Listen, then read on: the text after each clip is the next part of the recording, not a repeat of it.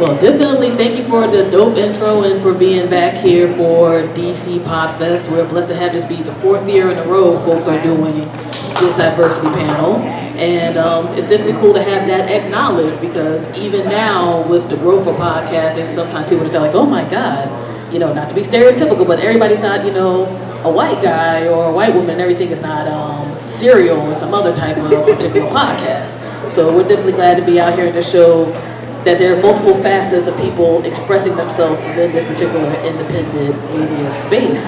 And on that level, let's just start off with the first question. What had y'all decide to go ahead and start off y'all's podcast? You want to start? Oh, cool. Okay, ladies first. Okay, so we decided to start because I work in mental health, child and adolescent mental health. I also do work with groups and families. And a lot of the work I do can be like a psychoeducation piece, just kind of just letting parents know what's normal regarding anxiety and depression in children. And a lot of that can kind of help parents just to start off with. So I felt like a lot of parents had a complaint that they didn't think many clinicians were approachable because they didn't look like them. And I was just like, I totally get that, because there aren't that many of us. Justin's actually like a unicorn, because there are like no black male psychologists out there. Like, it took me forever to find him. So I thought it would be helpful if we could just reach out to people in a way that's on their level, just audio, and break down the iron curtain of like, clinicians look like you, like will talk like you, and we can still help, and there are educated individuals who can help you. Absolutely. I think similarly, Raquel actually came up with this idea, and then You're on, but you need to speak up. It's not. Okay. Yeah, so Raquel actually had the idea for the podcast, and she literally just tracked me down, just kind of cold Googled me. Textbook ex-stalker stuff, just like deep web, just finding finding people. She just found me. I had LinkedIn messages that I hadn't seen, and a voicemail, and what she wanted to do is she wanted to have a podcast about mental health that featured a man of color and a woman of color, and that's not something that is out there on many other platforms. And so I was absolutely down with the project. And for me, there's a lot of stigma around mental health. We're in a moment in today's society where that stigma is declining. But if you have a mind, you do have mental health, and if you don't tend to your mental health, then you will have to tend to mental illness. And so it was really important for us to get our voices out there. There's a lot of misinformation out there about mental health. There are a lot of people who are kind of coming into the movement of mental health and are really passionate about it. But also we wanted to show our faces as well, and to kind of diversify the topic, and to speak to our individual communities and other communities of color and all people who are interested in mental health, just to kind of show that if you are a human and you are living and you are breathing, then mental health is an important topic for you. And so we just wanted to do more to kind of reach other communities, to normalize the topic, to show our face and say, hey, we're fairly normal people, we practice mental health, we're approachable, and there are certain topics that we can speak to because of our education, to give people insight over the airwaves when they're not going to make it into our consulting rooms. Yeah, and there's a balance too, because we also didn't want anything that was too stuffy. I listen to some podcasts, and I know I want to learn stuff every day, but we can also take it down a notch and just chill. So I also, you always get an education piece, but you also get just conversational. Just one episode is about relationships, the other episode is what is going on with Kanye West. It's just a balance, because it's really intense. We deal with trauma every single day. There's plenty of research that just being a minority, just being in the otherness aspect is stressful. So we wanted to talk about mental health, but we also wanted to be approachable, because I think a lot of times you don't go to clinicians because you think they're just going to be boring. They're not going to understand you. Weird, really long-winded, and we're long-winded anyway. But we can also make it a balance, and then there's laughs in the episode too. It's just not gonna bring you down. It's not trauma every episode. You can chill out and talk about mental health and laugh at the fact that I just had a bit of a breakdown. I kind of need to chill out, have some self-care, because it's realistic. At one point you could have your mental health could be amazing on Monday, by Saturday you starting to see sounds. That's what happens. So we like to make it more approachable to understand that everyone struggles with mental health. We talk about our stuff sometimes too. Well, that was something I definitely when I sat down and I checked out the podcast. I'm just there sometimes you'll see certain topics, you almost kind of do your own stereotyping, which, I think is a big thing in terms of when people look at diversity. Even at times people look at diversity as more of a surface thing than that there's actually different opinions, trains of thought, and so forth. So y'all having that aspect with and as podcasters, announce what y'all's podcast name is. Sure. Oh yeah. So it's called The Black Unconscious. And add that on, guys. The un is in parentheses, so it speaks to both the conscious and the unconscious mind. So every human being has a conscious, things that we know about ourselves, and we have an unconscious, which is much vaster, that dictates our behaviors, our desires, our feelings on a daily basis, moment to moment. And those are things that we don't even know. Yeah. So the biggest metaphor, illustrative metaphor for this is when you see an iceberg, right? The tip of the iceberg isn't what sunk the Titanic. It was that huge mass underneath the water. Mm-hmm. That huge mass underneath is our unconscious. And so the type of therapy that we both practice, Raquel, we practice different forms of therapy. Yeah, I'm more problem oriented. Because I'm working with teens. Right, yeah, symptom focused. I'm really just trying to get y'all to chill. Stop like cussing out your parents. Like, can we just be a nice person?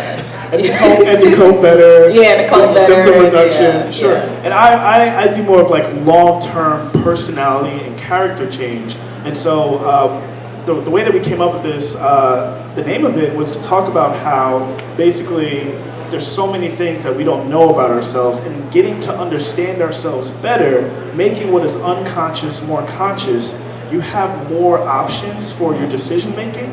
You're more informed about your own emotions and your thoughts, and so you go into certain situations in your life with just more access to who you are.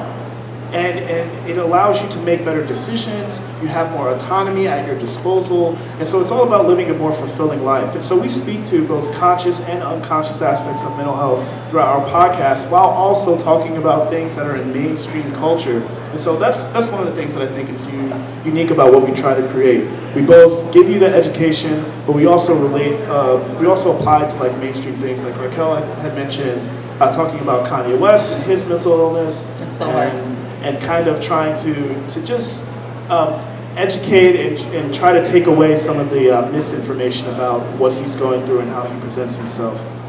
And, you know, when I listen to y'all's podcast, because I can listen to the academic dry stuff, and there's times that's cool, and there's times you're like, okay, I'm kind of over it. So being able to see that you could contribute that voice along with all the things people would assume that you would like at best want to have in terms of like degrees and so forth was definitely awesome.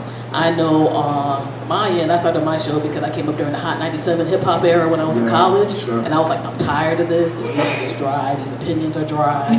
So, you know, I started doing my show then and just evolved it more and more into just talking about regular things in general as well as serious stuff, along with music. And with that, I think one of the things that has been great about podcasting and just getting multiple voices out there is that you can be the person that you are, and that you'll actually have people who, if they're not necessarily wanting to listen to you in the real world, quote unquote, they'll listen to you via their phones or MP3s or whatever else. Now, we were talking earlier before this podcast, and y'all are relatively recent in the podcast space. And with that, and you know, you touched briefly on why you decided to get involved with doing podcasting. Like, what has your experience been in regard to how people have been reacting to your podcast within the community and from outside communities? Because I think stuff like that is important in terms of how you get that feedback and as well as how you deal with it. Because podcasting in itself can sometimes give you its own stresses, much less what people from the outside will do. Mm-hmm. Yeah. I think we've gotten a really good reception with our podcast, especially since we have a pretty good balance. Like I work with children, adolescents, and families. Justin works with adults and couples. So when you kind of get every single aspect of therapy that you can get, we're also like we have different perspectives on stuff. Being a male and a female, our relationship episodes brought out a lot of those perspectives regarding like breakups and stuff like that. And it's also the fact that we can have a discourse and talk about it from just like the normal person level and then also the educated level. Like sometimes I'll be like, all right, so what's the Dr. Hopkins what's the Dr. Hopkins answer? But like also what's the Justin answer? Like what's your answer just as a black man, not all educated, been in school forever? Like how would you answer this question? So we can kind of break it down. And you don't have to disagree and kind of like argue and stuff like that. Like we just understand, we embrace each other's perspectives. We're both educated, Justin. And we both went to HBCUs too. HBCUs and PWIs. So we also have that perspective of coming out that amazing bubble of a HBCU, going to a primarily white institution, still being in the field of psychology and being educated, but still being like, oh no, that was definitely a microaggression, like right there in the middle of class around all my educated professionals. Like it's just, we're able to balance it. So a lot of people like that it's easy to break down. A lot of people like that they learn new facts about mental health, about resources. We also talk about the resources available for like children and for family therapy. And we also plug in other podcasts that are amazing to talk about things that you can listen to. Like if you like listening to us, we listen to these other ones too. Yeah, I think our feedback has been pretty good.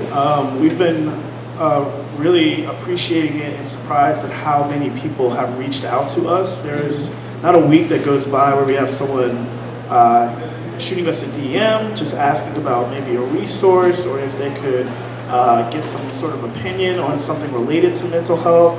I think for me and Raquel, I think you would probably agree to some extent as well that I think it's all you can't talk about mental health from a person of color's perspective without also talking about race and oppression and systems of power. Especially now. You can't. There's no way to do it, right? So our first episode of season 2 was about how the freedoms of black people are often restricted because white people are often uncomfortable.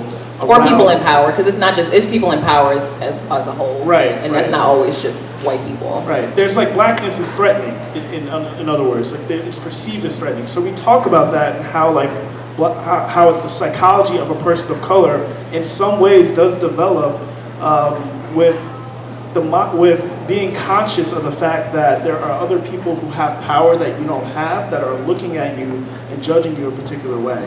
We have episodes where we've talked about oppression and depression 101, how feeling oppressed leads to depression. And so those topics are not going to be for everybody, right? Like not everyone is going to hear that and say like, you know, I really enjoy this. This is for me. I like this. And so that is a line that I think I won't say that we toe, we cross, and we cross it with an intentionality, knowing that there are people that need to get our message that otherwise would not if we were not saying it. So I work for Georgetown Law, but I also have my own private practice. And so for me, it is a business decision to talk about the kind of things that I talk about, knowing that not everyone is gonna enjoy it, or people might take it the wrong way, you know, and we're trained to, I like to say like we are literally trained to love everybody, right? I heard that. In session. We're trained to be receptive in session and like not judge people. I don't know about love. Love is such a strong word. How about trained to understand it? Yeah, we're trained to understand. That's probably a better way to put it, everyone. right? But if you understand someone, I do believe that you can empathize to a degree where you have some sort of positive affection for them. Mm-hmm. Like if you really understand where someone's coming from, you know. And I've worked with people who have views that are not in my favor. If you know what I mean, I've worked with people, and it doesn't impede the work; it just kind of opens up the work. And so, even though like we are trained to understand everyone and to empathize with just about any walk of life, we do realize that not everyone is going to appreciate the kind of message that we share, the kind of things that we dive into, and that is something that we're mindful of. But so far, our feedback has been good. We've had people engage us. We have people of all walks of life ask like, how should they deal with people of other ethnicities and color? Some tips for like how do you better relate to otherness? And so those kind of dialogues we really like. Okay, because I know with myself, it's been a 20-year broadcasting journey for me, so I had to kind of get evolved to that point. It's good and it's frightening at the same time. I had my mom like, you could have had a grandbaby by now, so I'd have. Oh my God! It always escalates with parents so quickly. Like always. Like it's not that. Just they're like, you've been married to your podcast. When can you go to one of these networking events and get a man? It's like, oh God, let me just walk away. But I think y'all brought up some really good aspects through your podcast experience that can be applied with diversity in podcasting in general, right? Because you're all going to get times where you're going to get pushback from people.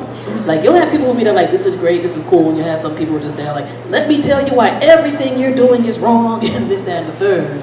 And I think, you know, you guys almost have like, you guys literally have the job where you're like, okay, I have to be able to absorb this feedback and try to process it and push things back out, because let's face it, we're in a world where everybody is not going to agree with you. you know, things aren't going to be on the level. That can include people who are within your own communities. Yeah. Since I know with myself and my podcast that I do, sometimes we get people very upset with some of the things we're talking about because I also have a male co-host. So we'll have relationship talks, we'll have people yell at us on both sides, where it's like, they'll yell at him for being too soft, they'll yell at me for either being too understanding for dude's opinion or just like a female or whatever. It's just they're like, all right. And which means I'm amazing because females are awesome. Yeah, you always have that's how you reframe that. Yeah, I was saying, you always have like the certain things with that. And I think for people, sometimes they look at diversity in terms of like that means that their voices aren't going to be heard, or that people want to try to push away their voice. Like, and I think this is cool because again, y'all literally have professional experience, and I think this could help out all of our podcasters here. Like, what are some of the best ways you guys think that people can deal with like that type of pushback and feedback, while at the same time being encouraged to still continue doing their podcast and, you know, keeping their voice and stuff out there? Because I'm of the opinion that podcasting is literally one of the few media forms left that we can all express ourselves. And there will be people who will come towards you, and you're going to deal with, you know, disagreement and conflict. Like, I have very strong political opinions and stuff on my particular side, but I want to have other people have theirs heard too, because we can't get into a dialogue of any constructive sort until we actually know where somebody stands. And when we're in the age of Trump, and I'm not going to get too political, I can rant on that all day, there's a lot of people who don't seem like they want to hear voices at all that have any nuance to them, that have any type of multifaceted viewpoints to them. Like, in other words, just with the stress of podcasting that can happen regularly, much less from feedback from other folks, like, how would you tell folks to like be like, okay, you know, just keep on keeping on, here's some ways to kind of, you know, calm down, de-escalate yourself while at the same token still doing what you need to do as an independent media creator? Yeah, thank you. So I think, well, this is kind of like speaking from my personal perspective. I think it's just really, really, really important that you are clear and you're confident in your convictions about your messaging and what it is that you believe. Not so clear and confident that you are a brick wall and not taking in any feedback, right? You don't want to be a complete sponge, but you also don't want to be like a brick wall and just not listen to other voices and hear some feedback, because we all can grow, we all can learn. There are all things that we can do a little bit better. But I think it's important to be able to discern, like, when is it noise and when is it constructive? Like, when is the feedback that you're getting actually antithetical to what you believe and the message that you're trying to share and the intentionality behind the things that you say on air, versus when is this coming from a place of, wow, I can actually see what they're saying. This has some validity. It's not contrasting my creed or what I believe as a creative as much as it is just kind of expanding and trying to create more nuance and trying to help me to look at something. So I think that's a hard thing to do, but self-reflection I think is key here. And just thinking about like what it is that you're trying to deliver, who it is that's delivering the feedback, how they're delivering the feedback, and if it strikes you as something that's just completely against your core, or if it's something that you feel like could actually expand your work and make you a better podcaster. Yes, that's a good clinician. So I'm not going to do a clinician answer.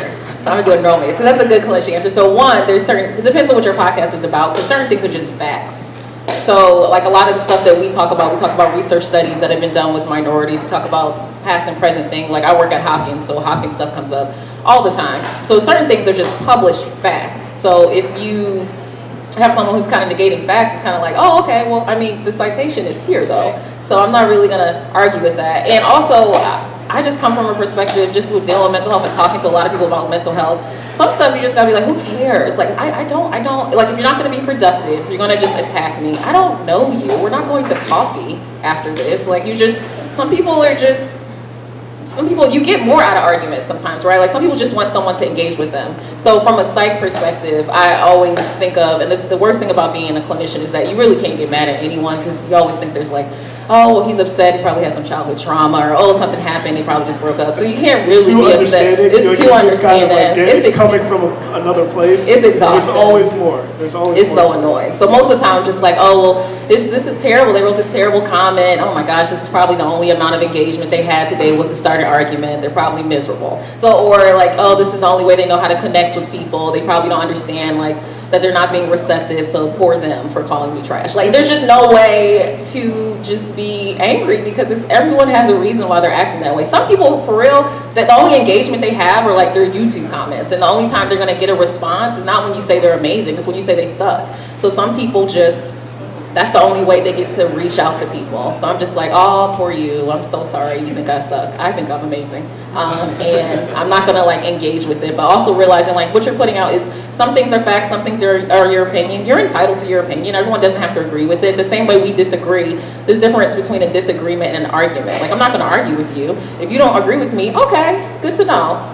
I'm not gonna take that home with me in my whole life. Like, you're not paying my bills, so it's not like the end of the world. We're still gonna come out next week with another opinion you probably don't wanna hear. Tune in, it'll be awesome. Yeah, I'm about to say, that's pretty much my school of things. Yeah. And there's gonna be times where it's like, okay, maybe the audio wasn't this way, or wow, that was something that we didn't know, so we can like, update that in a future show. But there's gonna be definitely the people, especially in the social media age, who are just gonna be mad just to be mad. Yeah, some people just mad. And you just gotta be there like, you know what, okay, well, I don't like whatever. Well, he gave me a download for my stats, so thank you, I appreciate that. Right. Have a good day. Like Raquel was saying, like, I do think like being psychologists, like, yeah, you do tell yourself like empathic stories. It's exhausting. But I like of reasons why like people do some of the things that they do, because when you get to know someone well enough, you know there's something softer behind an action.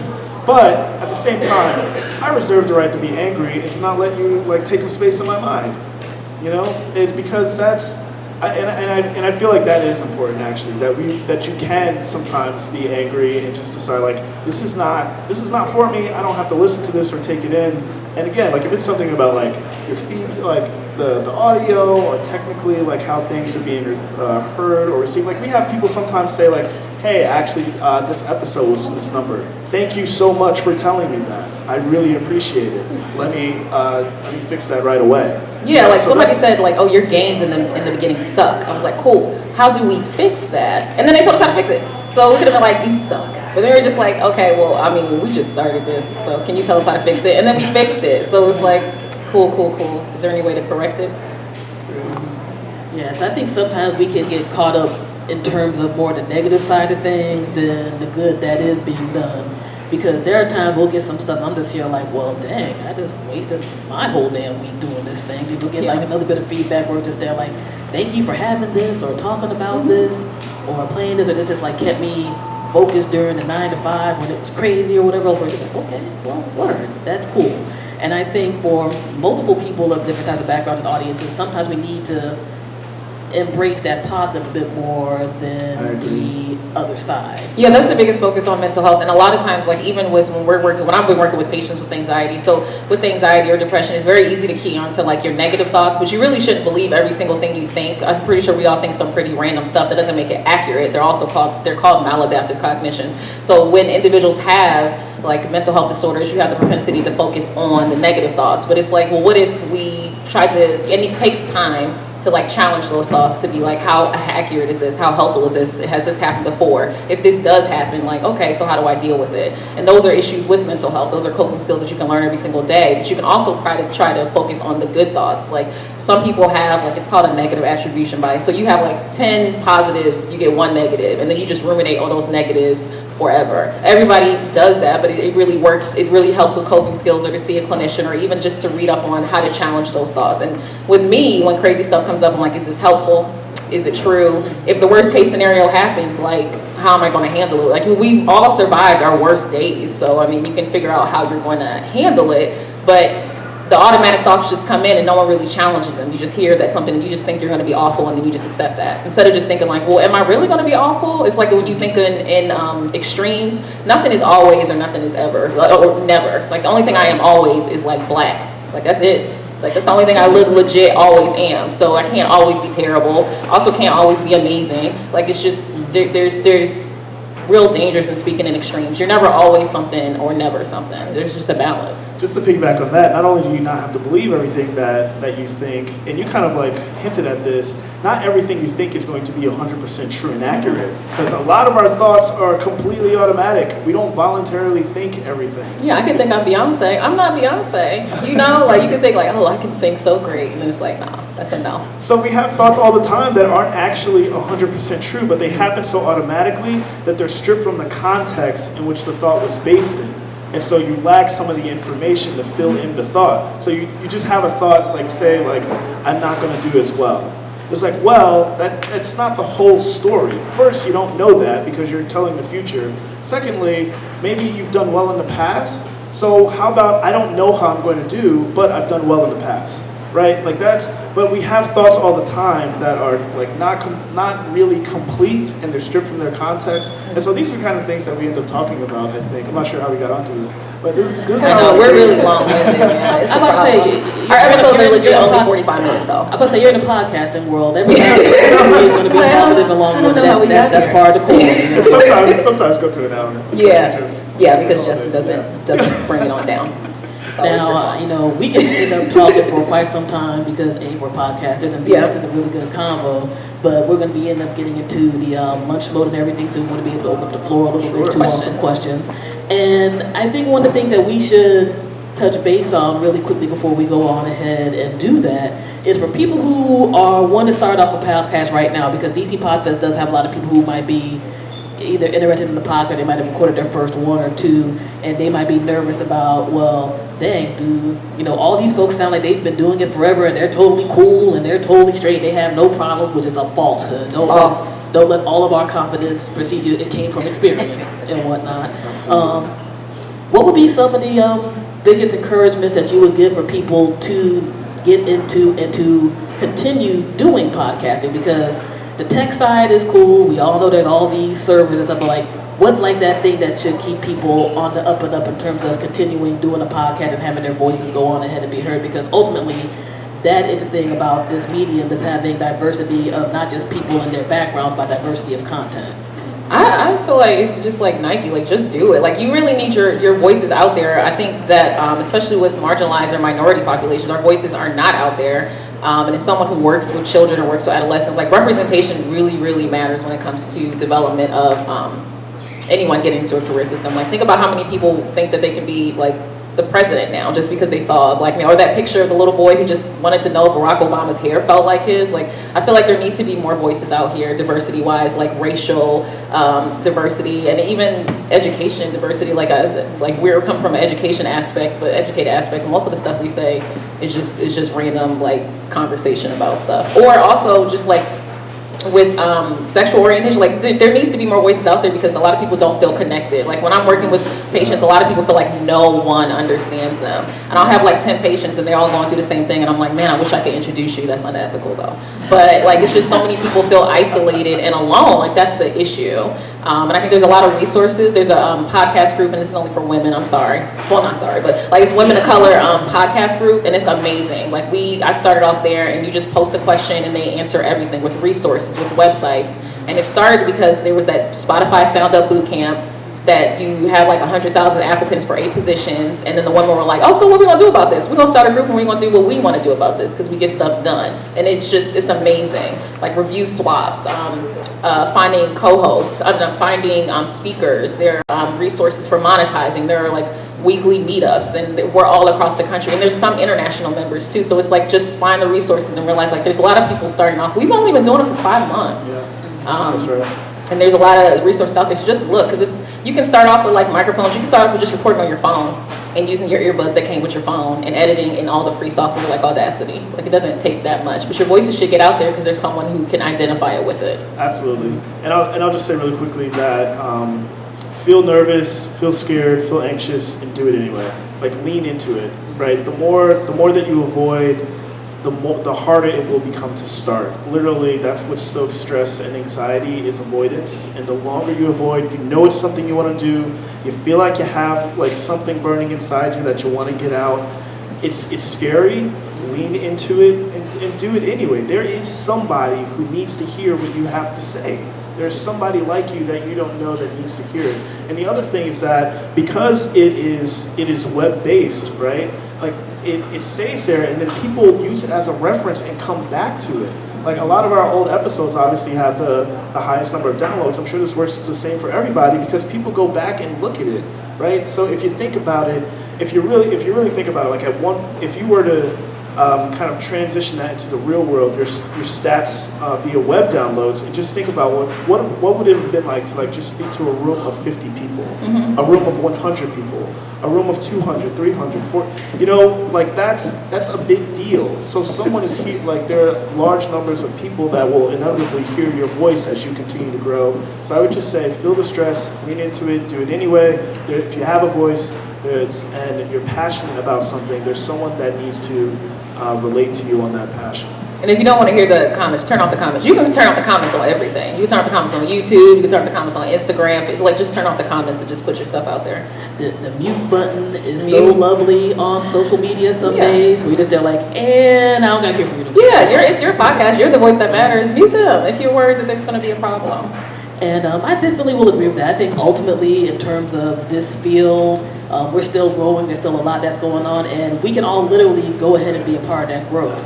Like I came up during the period where it was just like I had to learn what an RSS feed is. Y'all don't got to do that no more. You know, we can listen to podcasts via the phone and all other types of ways, and you can always give it a try. I mean, I know a lot of these podcast servers now literally have do a free trial. Try this thing out for a little bit, see where it goes. You can always climb up if that's what you want to do. And if worst comes to worst, it's not your thing. It might be somebody else's thing. Yeah. And stuff can go ahead and grow and move on. So I think ultimately, with podcasting, we're going to get diversity with the more people who want to get in there and just literally have their voices to be heard. Like, you know, we're all black folks on this podcast, but we all don't represent all of Black America. All the few, you know, white folks on there don't represent all of white America, so forth and so on. When you have more facets of people's personalities and things coming together, that's when we're going to be able to hear more voices and, you know, learn more about each other, and in the best way, you know, be able to have this thing grow and, you know, hopefully be able to grow within that on our own. And yeah, I'm smelling this delicious food going on. I'm not going to block people from that soon, but I wish we could get into things more, but definitely feel free to talk to us. We're all going to be out here throughout the day here at DC Podfest. I definitely thank Jennifer Crawford and all the lovely staff for having us again to be here. And we got a few minutes to have some questions being asked if we were able to touch base on certain things. And I see some hands up already, which is dope. Okay. While I go back there, I just wanted to add 2 cents too. So I'm about to launch a Spanish show. So if any of you speak other languages, like we can lift that up too. I know not all of my Spanish-speaking brothers and sisters understand even what a podcast is yet. Like it hasn't gotten out everywhere, but they will. If they can get on YouTube, they can learn how to listen to the radio online. You know what I mean? So I'm getting it out there, and so just let's keep in touch with each other and find ways to lift up more voices all over the world. Word up. Hi, my name is Danielle Hawk, and I'm the host of When Women Lead Change. It's a podcast for women in organizations that are leading large-scale change efforts, transformations. And so my question actually is related to the Spotify contest. Like I submitted my name for that. And so what was interesting about it is that because I knew so little about the podcasting field, I didn't understand there were these I don't want to call them barriers, but there is that funding part of it and sponsorship that is slightly or a little skewed toward one audience, and so, or type of podcast host. I guess I want to hear your opinions or thoughts about that, kind of like that business side of it, if that makes sense. That makes sense. I think so, yeah. I can say from my experience, like usually if you hear some of these podcasts, you hear like Blue Apron and all that type of stuff, right? Like how do those folks get to it? Like get Talkspace, get Squarespace, et cetera, et cetera, et cetera. I think from my experience, a lot of stuff in terms of sponsorship, if you are aiming for that in business-wise, get a few episodes under your belt first, so you'll be able to show folks, you know, how you're doing, and that you have I think it's almost more of a dedicated audience thing than having tons of numbers at the beginning, because people want to know that you have a consistent amount of people who check you out and do that. Now, if you end up having 1 million listeners plus that's great, that's awesome, but do that first, and then I would almost say go more local for sponsors or for like more niche things. Like if your podcast hits up certain things, like your podcast would be, I think, almost more in the business lane. Like, you know, contact some organizations who are about that. Like I would say even kids like Spaces, like here right now, who does like, you know, office space rentals and things, and other folks, and then grow from there. Because once you get that core amount of people and you're able to pull up those stats and everything else comes into play. And then if you just want to get like your listeners to support, I mean, Patreon is cool. The occasional PayPal is cool, but there's people who at times I'm just there like, wow, my car broke down. How am I going to pay for this? Next thing I know, I got a PayPal donation from somebody who was like, I checked out your show, I dug it, here to spare $50. That we ain't get that, you know. And I think there's also the aspect too of with what you do. If you already have a business that's happening with that, talk about that you do a podcast as well. There are going to be people who want to, you know, hop on board with that aspect as well. Like it's all going to be a growing process, but I would think to start from that core, and everything's going to grow and expand from there. Yeah, I'd also say like you can also start by shopping yourself around to other organizations, stuff like that. So like creating a media kit if you don't already have one. Like Adobe Spark is a great way to do that. And we got some things by just reaching out to people. Also, like we just started, so I'm kind of from the aspect of it depends on what your goal is, but I really just like the possibility of reaching out to minorities and helping them understand like you're not alone, and like you can reach out to clinicians and stuff like that. So like maybe one day we'll be coming to the business side of it, but like just being clinicians, we're at the point where we really just like getting our voice out there and really like having individuals be receptive to like anxiety, depression, and getting some type of education piece. So we probably gonna be broke for a minute. Like we're not gonna make any money. Like, have you thought about alliances or partnerships or relationships with podcasters that don't look like you, but somehow can broaden your audience? No. Right. Right. So I mean, that's not yet. We're really trying to establish our brand, and I kind of feel like we're still figuring out who we are. Okay. And I just bringing somebody else in there. And also just because we are more the minority aspect, and this is just like a personal thing, I'm really about like the whole bringing up with like a black owned aspect of it. I really like the fact that we will be able to control our own dialogue. I'm not talking about someone coming in and taking and being a part of your like content and development. I'm just talking about how do you get your message to audiences that may not look like you. Oh yeah, we're on like everything. So that's what I was just. Yeah, everyone can tune in. I mean, we're on like Stitcher, Spotify, Radiotopia, all that. One of our first questions was from a white male who wanted to know how does he connect more with diverse audience and stuff like that. So they can always tune in, and like we're not saying like just Black Pride is an anti-white. We're not saying that way. We're always receptive. We always voice things in the concern of like we are minorities, but also like we shouldn't be the only ones listening to this, because we really want everyone to understand the daily struggles we go through when we have microaggressions, the daily struggles we go through when you made a new friend and you're afraid of like a racial comment and how to respond, or everything that we go through every single day being a minority. It's like the fear of like having a black guy with a hoodie. Justin had a hoodie on and like a Scully the other day, and I was scared out of my mind when it came to record. I was like, what is wrong with you? We're like scared for my safety. We're safety, and like we opened up with that. I was like, this man, like, and it doesn't matter if you're educated professional, like just being able to talk about like these are general fears. Like respectability politics are not a thing, so everyone should listen to it. It shouldn't just be minorities. We want to be understood by everyone. This is a dialogue from not just minority or black professionals, educated professionals who's still concerned that my co-host is going to have an issue walking down the street in a Scully and it's still a problem. But in like a hat and a hoodie, it scared the crap out of me, y'all. I was like, what are you doing? I know you can't really assume who is checking you out. No, and I think that's like really an interesting thing, because politically we are very on the left on my show, but we DJ'd for the Marine Corps Marathon for the past 5 years. And they research y'all and check you out. Like people aren't playing games when they do certain stuff. We work with the DC State Fair and do DJing for a certain period of time. That we'll have those people that are like, y'all are very opinionated, but you do great stuff. So we would like for you to be down. So I would say don't necessarily have that facet, get you terribly worried, because I think ultimately when you have the people who you are meant to work with, because I think that's a big thing. The people who you're meant to work with are going to check you out, regardless of their background, and be there like, this looks great, can we talk a bit? And then ultimately you're going to check them out and see what they're about and decide if the exchange is worth the while in terms of money, promotion, etc. That's not having you water down what you're trying to do or sell out, you know, so. Yeah. Well, I'm really grateful for you on this particular question because you're a little bit further along than us in like reaching diverse audiences. But we are, I think where we are with it is trying to figure out like what other spaces would welcome us rather than who we should welcome. Like what other spaces should welcome us and how we can market to them. And so we're thinking about like organizations that would be open to have us, college campuses that would appreciate our message.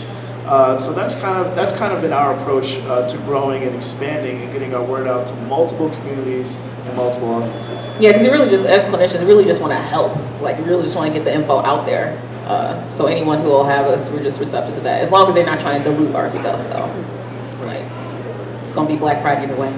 Like, please don't dilute the individual or group that you are. I think that's going to be a big thing in regard to keeping diversity real beyond that. Oh, here's some black people. It's like, no, here's some black people who believe A, B, C, D, E. Yeah, there's plenty of black people don't believe in the same stuff that we believe in. We disagree all the time.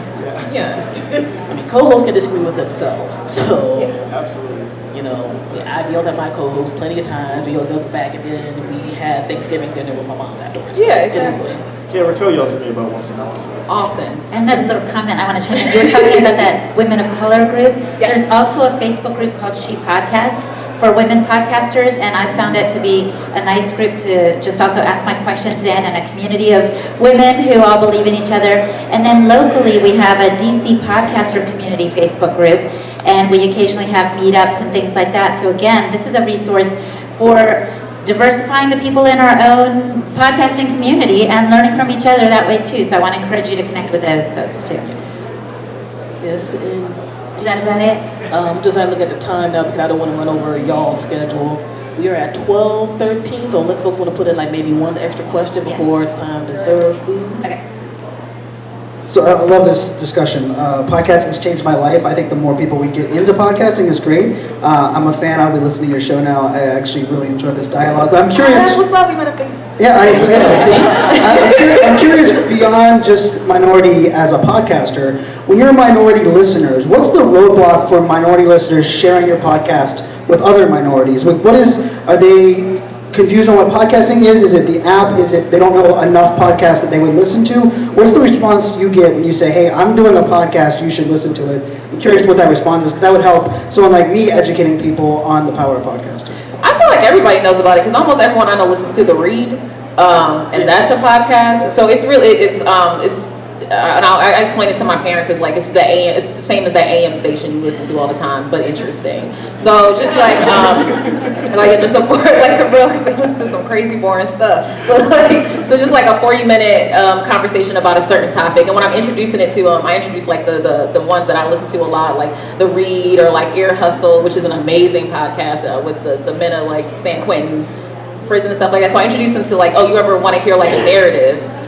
This is a narrative from individuals talking about a certain topic. There's a lot of storytelling ones, so that gets a lot of people into it. It's something like Serial and stuff like that. So I kind of just introduced it as like it's just a TV show where you're not seeing people. And a lot of podcasts are recorded video now, like they're on YouTube too. So I just introduced it as like it's just a dialogue about something. Like the radio station is pretty awful lately. So like how about you learn something while you go on your commute? I often introduce it as a commute thing. Most of them are like 30 to 45 minutes and everyone's in traffic, especially in this area. So like you can be a little bit more productive. It's the same thing as like doing an Audible. Everybody likes Audible lately, like audiobooks. So it's just something to do on your commute and learn something new and hear different, what are they called? Dialogues from people that you probably would never meet because there's a lot of international ones, like you mentioned, different languages. And these are people that you may never meet in real life. Like I'm never going to meet the men in San Quentin prison, but like hearing their stories is amazing and how they got there. So you get to have diversity. And if you don't have time to read a book, you can listen to these different aspects. It's the same thing to me. Yeah. I think just to say really quickly, most people are familiar with podcasting as a whole, but they may not necessarily know how to access different platforms. So we strategically like try to put our content on the platforms that we know people use a lot. So like iTunes, Spotify, Stitcher, Google Play, iHeartRadio, like all of those different ones. So the biggest barrier I think is just people having the platform where your podcast where they can access your podcast. Especially if you're an Android user. Yeah. Right. That was a Team subliminal Android shot is at me. okay. Yeah, just like I didn't even know. I was like, can you find us on your phone? You don't have iTunes podcast on your phone? No, because it's an Android. I just want to say Android bullying is real. I'm sitting here getting insulted in the corner when people are talking about Android. I'm getting threatened to get kicked out of group chats because of how that green bubble is disgusting. Yeah. So there's also I think you can Google it, but you also have to make sure your podcast is Android friendly because some of them aren't. So some of them, some people don't have iTunes because they don't have iTunes, so they'll use Overcast or something like that, and that submission process is easy. But a lot of people have Apple Podcasts. So you also have to make sure your podcast is Android friendly for those like 10 people who have an Android. I would definitely say entry point wise, it's a lot easier now than before in terms of recommending different podcasts. Like back in the day, it was just like I had to give people like about 5 steps, but people ain't trying to go for those 5 steps in terms of all the other life stuff that they have.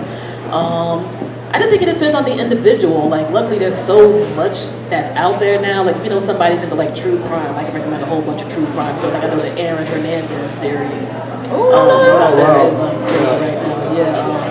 They have that, and Ray Caruth one is also like if people put people on that, like sports wise, the Read, of course. There's a lot of good sports podcasts too for guys. So like I feel like most of the people who listen to them are women, but I actually got my husband to listen to some just by doing like, oh, there are people talking about the game that you watch and the show that you watched about the game you just watched. Lots of good live music ones out there right now. Like I felt like the oldest person in the world when Smith and Wesson was on Tiny Desk on NPR about a month or two ago. I was still like, wow, I am touching 40 right around the corner. That's lovely.